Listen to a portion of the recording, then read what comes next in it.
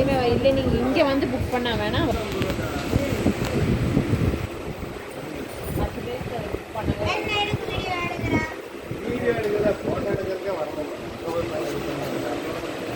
இங்கே உட்காருங்கண்ணா, நான் போய் பார்த்துட்டு வந்தேன். அங்கே போய் உட்காந்தா